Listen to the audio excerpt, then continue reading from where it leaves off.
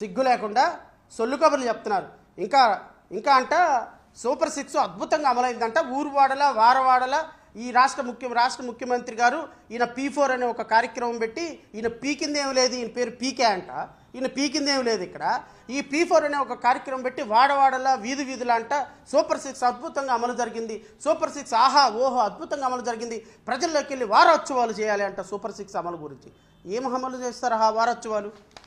నేను వీళ్ళ గురించి ఈ రాష్ట్ర ప్రభుత్వంలో జరిగినటువంటి గత ప్రభుత్వం అధికారం ఇచ్చింది రాష్ట్ర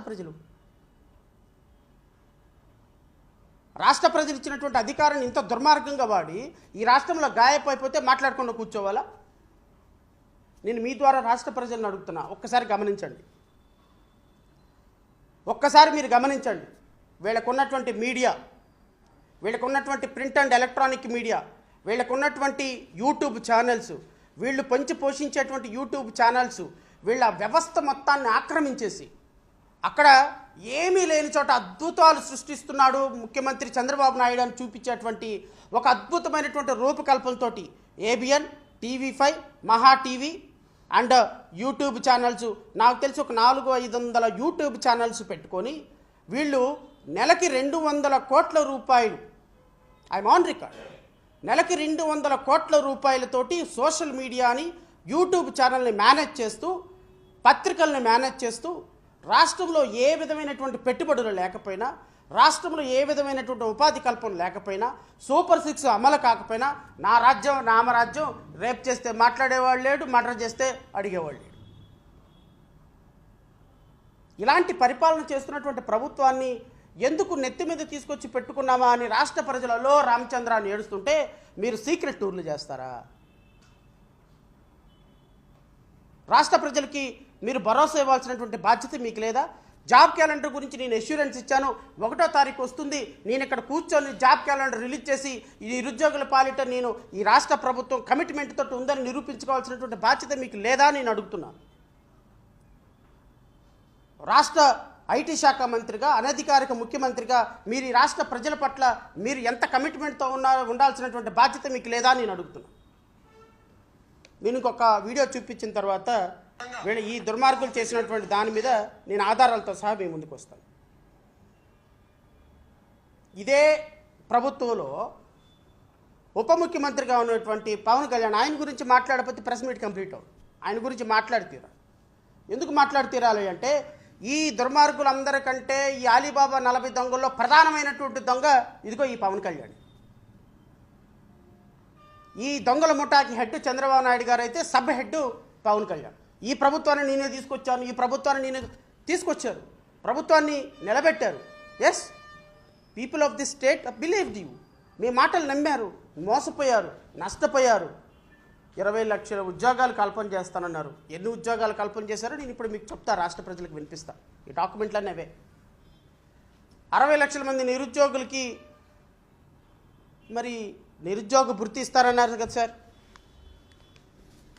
మీరు ప్రజాగళంలో చంద్రబాబు నాయుడు, పవన్ కళ్యాణ్ గారు జాయింట్గా రిలీజ్ చేసినటువంటి మేనిఫెస్టో ఇదిగో ఈ మేనిఫెస్టోనే మీకు రేపు శిరాఘాతం కాబోతుంది, గుర్తుపెట్టుకోండి.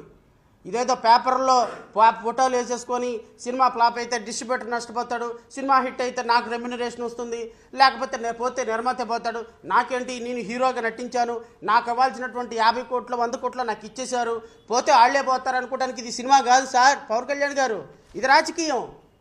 ప్రతిదీ కూడా అక్కడ రికార్డ్ అయి ఉంటుంది. మీరు అనుకుంటారేమో నేను నటించేశాను ఒకసారి, అది పోతే డిస్ట్రిబ్యూటర్ పోతాడు, పోతే నిర్మాత పోతాడు, నాకేంటి నా డబ్బులు నాకు వచ్చేసినాయి కదా, అది సినిమా చెల్లింది, మీ వ్యక్తిగతం. కానీ ఇది రాజకీయం, కుదరదు. అకౌంటబిలిటీ ఉంటుంది రాజకీయాల్లో, ట్రాన్స్పరెన్సీ ఉండాలి రాజకీయాల్లో. డ్రెస్ మార్చినంత ఈజీగా మాట మార్చడం కుదరదు. మీ మాట అక్కడ రికార్డ్ అయి ఉంటుంది. మీరు గౌరవ ముఖ్యమంత్రి చంద్రబాబు నాయుడు గారు ఇద్దరు కలిపి ఇచ్చినటువంటి మేనిఫెస్టో ఇక్కడ ఉంది. మేనిఫెస్టోలో మీరు ఇచ్చినటువంటి 143 హామీలు, 143 బాణాలే మిమ్మల్ని 5 సంవత్సరాలు వెంటాడతాయి. మీరు బాలి వెళ్ళినా వెంటాడుతాయి, సింగపూర్ వెళ్ళినా వెంటాడుతాయి, మాదాపూర్ వెళ్ళినా వెంటాడుతాయి, చిత్తూరు వెళ్ళినా వెంటాడుతాయి, లేకపోతే పంజాబ్ వెళ్ళినా వెంటాడుతాయి, లేకపోతే విశాఖపట్నం వెళ్ళినా వెంటాడుతాయి. మీరు ఎక్కడికి వెళ్ళినా ఈ బాణాలు మిమ్మల్ని వెంటాడుతూనే ఉంటాయి సార్. మీరు ఏ రాష్ట్రం ఎక్కడికి వెళ్ళినా ఈ ఈ ఈ మూడు మిమ్మల్ని వెంటాడుతూనే ఉంటాయి. దీంట్లో మీరు ఇచ్చినటువంటి ఒక హామీ, మొట్టమొదటి హామీ సూపర్ 6 హామీ, యువతకి 20 లక్షల ఉద్యోగాలు, ఆబ్లిక్ నెలకి 3,000 రూపాయలు నిరుద్యోగ భృతి. ఏమైందని అడుగుతున్నాను నేను. నిరుద్యోగ భృతి చెప్పండి. చెప్పకపోతే మీ ముగ్గురిని చంద్రబాబు నాయుడిని, పవన్ కళ్యాణ్ని, నారా లోకేష్ని రోడ్డు మీదకి లాగి చెప్పు దెబ్బలతో కొట్టాల్సి వస్తుంది. రాష్ట్ర ప్రజలు మిమ్మల్ని ఏ మెట్టితో కొట్టాలని నేను మొన్న అనగానే మీడియా మొత్తం అబ్బో గంగోలు ఎత్తిపోయి, పవన్ కళ్యాణ్ గారిని అంత మాట అంటారా? పవన్ కళ్యాణ్ గారిని చెప్పుతో కొట్టాలి అంటారు. చెప్పుతో కొట్టాలని నేను అనలా. అనధికారికంగా డబ్బులు తీసుకోకుండా డబ్బులు తీసుకున్నారని గత ముఖ్యమంత్రి గారు వారి పార్టీ మీ మీద అన్నప్పుడు మీరు మీ ప్రధాన కార్యాలయంలో చెప్పులు చూపించి మాట్లాడుతున్న సందర్భంలో ఇప్పుడు నా మీద ఒక ఎలిగేషన్ చేశారు కాబట్టి నేను ఏ చెప్పుతో కొట్టాల్సి వస్తుంది అని అన్నా. ఇప్పుడు నేను అడుగుతున్నా, రాష్ట్ర ప్రజలు 5.5 కోట్ల మంది ప్రజల్లో ఉన్నటువంటి 68 లక్షల మంది నిరుద్యోగుల ద్వారా అడుగుతున్నా, మీరు 20 లక్షల ఉద్యోగాల కల్పన చేయకపోతే నెలకి 3,000 రూపాయల నిరుద్యోగ భృతి ఇస్తామని మొట్టమొదటి సూపర్ 6 హామీ ఇచ్చారు. ఈ సూపర్ 6 హామీ గురించి ఏమి సమాధానం చెప్తారు యువతకి? చెప్పండి. ఇది హామీ కాదా? ఇది మీ ఇద్దరు మేనిఫెస్టోలో పట్టుకొని ఇచ్చినటువంటి హామీ కాదా? ఈ హామీలో మొట్టమొదటి సూపర్ 6 హామీలో ఈ ఇచ్చినటువంటి హామీ తొంగలో తొక్కలేదా? మీరు 20 లక్షల ఉద్యోగాలు కల్పన పోలేదా? నెలకు 3,000 రూపాయల నిరుద్యోగ భృతి 19 నెలలు అవుతుంది, 20 నెలలు అవుతుంది రమారమి. ఈ 20 నెలల్లో 20 నెలల్లో 68 లక్షల మందికి నెలకు 3,000 రూపాయలు చొప్పున ఇవ్వాల్సిన నిరుద్యోగ భృతి ఏది అని రాష్ట్ర ప్రజలు, రాష్ట్రంలో యువత నిరుద్యోగం అడగాల్సిన పని లేదా?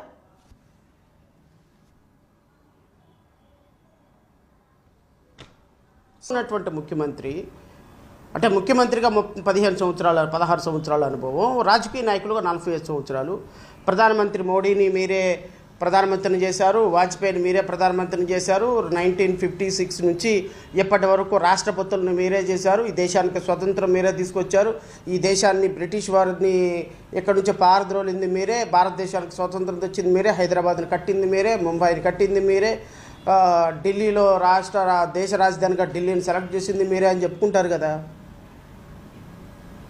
ఇంత విజనరీ ఉన్నటువంటి మీరు, ఇంత అనుభవం ఉన్నటువంటి మీరు, మరి ఒక ముఖ్యమంత్రి వారి పిల్లలను చూడటానికి వెళితే దాన్ని అంత వ్యంగ్యంగా మీరు మీ సుపుత్రులు ఇద్దరు విమర్శించారే. 12 కోట్ల రూపాయలు ఖర్చు పెట్టి విమానం వేసుకొని వెళ్ళారు, ఇది వాళ్ళ సొంత డబ్బులు. ఈరోజు రాష్ట్ర ప్రజల బాధల్లో ఉంటే వాళ్ళు విమానం వేసుకొని వెళ్ళారు, వాళ్ళ పిల్లలను చూసుకోవడానికి విమానం వేసుకొని వెళ్ళారు అని చెప్తున్నా. మరి మీరు ఎక్కడికి వెళ్ళారు సార్? మీరు ఆర్టీసీ బస్సు వేసుకొని వెళ్ళారా? లేకపోతే సైకిల్ దొక్కుంటూ వెళ్ళారా? లేకపోతే పడవ వేసుకొని మీరు మీ అబ్బాయి ఇద్దరు కూడా పడవ దొక్కుంటా వెళ్ళారా కలుపుకొని? ఎట్లా వెళ్ళారు సార్ మీరు? పోనీ మీరు విమానంలో వెళ్ళారు, విమానం డబ్బులు ఎవరు కట్టారు సార్? అనిల్ అంబానీ కట్టాడా? విమానం డబ్బులు ఎవరు కట్టారు?